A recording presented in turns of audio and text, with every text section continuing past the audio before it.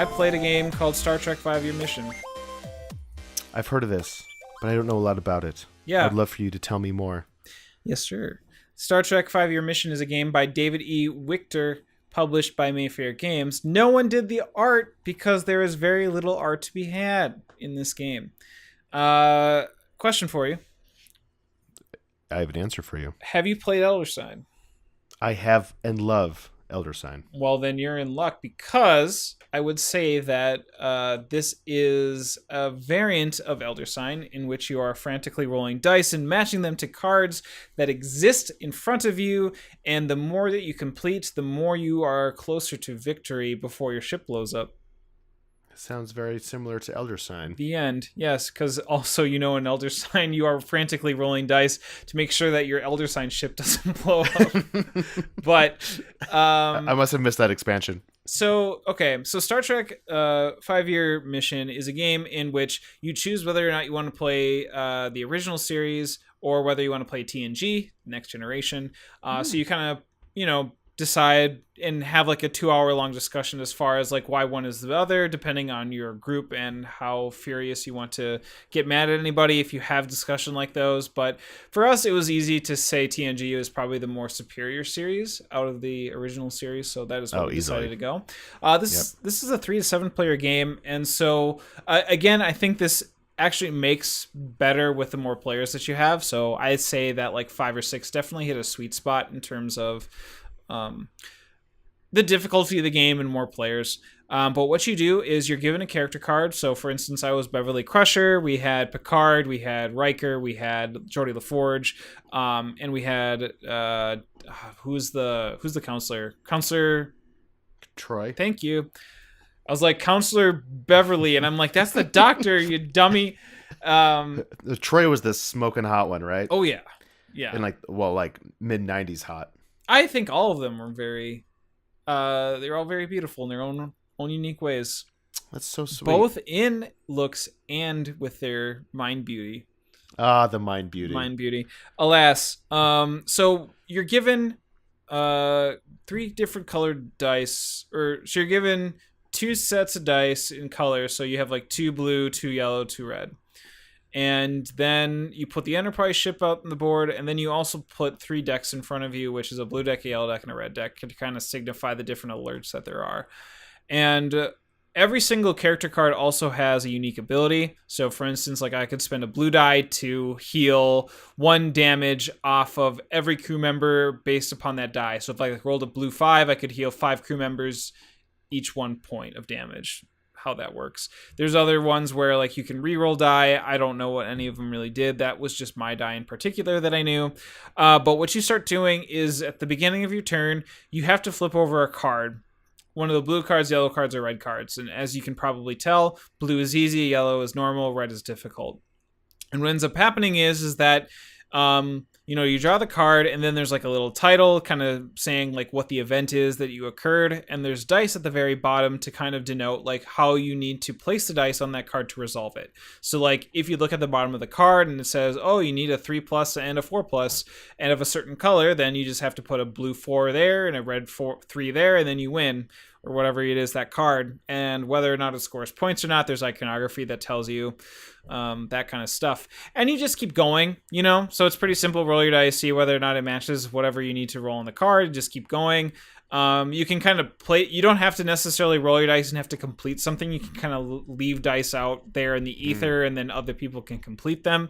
Cool. But there's like other things too, like there are priority missions, so like you have to complete that mission before you continue, so you're still revealing cards from these alert decks. And so if you're having trouble completing that priority mission, you're like, oh shoot, like we're having all these alert builds up and we really need to start completing these things or whatever, or at least starting building the dice on other cards so we can complete them after we do the priority one. There's some with a timer. There's some where you have to put them in pairs or triplets before you can actually complete them. So very kind of Elder Sign affair when it comes to that kind of stuff. What else? As you end up taking more alerts, if you ever have more than 4 alerts of one color, you have to discard the topmost alert, and it deals a damage to your ship. You can heal your ship by rolling a certain, like, I think it's like a red die above like a 4 or 5, and you can heal damage from your ship. The board, there's one where like there's a card that's flipped up that prevents anybody from talking, so you have to like complete that card, and then you can't talk to anybody else, so it's just kind of like all this frantic pointing and stuff. As in, like, the comms are down in the ship or something? Yeah, it's like communicated, like a communication shortage or what have you. That's fine, So, I guess. yeah, it's a really simple pick up and play game. I think anybody that enjoys board games, and like the Venn diagram of like, do you enjoy board games? Do you enjoy TNG? Like, hey, this you might fit into this small Venn diagram Here's category a game that you might like. It was fine. Like, didn't necessarily blow me away because it's like, oh, it's Elder Sign. Okay, great. Like, you go and play it. Yeah. And it was totally serviceable. We won. So definitely not as hard as Elder Sign. Elder Sign's so hard. Do you like Elder Sign? I do. Yeah, I like Elder Sign. Okay. Yep, All it's right. fun. I mean, if you had to choose one, which one would you want? Oh, Elder Sign. Okay, all right. Yeah, Elder Sign. I like Elder Sign a lot. Now, have you played like the original simplified? What's it called? Hold on. War, Age of War. No, I haven't played Age of War. Hold on. I think is that what it's called? Do you know what I'm talking about? Nope. Hold on. So I'm watching him stand up. He's going through his closet. He's now found it. He's sitting back down, putting back his headphones. And what? Hi, what's going on? Hey, how's it going? So Age of War. I've seen that. Yeah. Yeah, small box game, like the size of a small fist, maybe medium-sized fist. I see. Reiner Knizia early game. I think this is okay. Themed differently than the original. original. Hold up for a second. All right, let's make a fist. Oh, okay. It's like a fist and a half of my fist. Oh my God. Because I was gonna say your idea of a medium fist is like way different from mine. I don't think fist is a good term of it's of measurement of scale. It's a small box. Let's just put it that way. It's like a deck of cards and a half. No, it's not good either.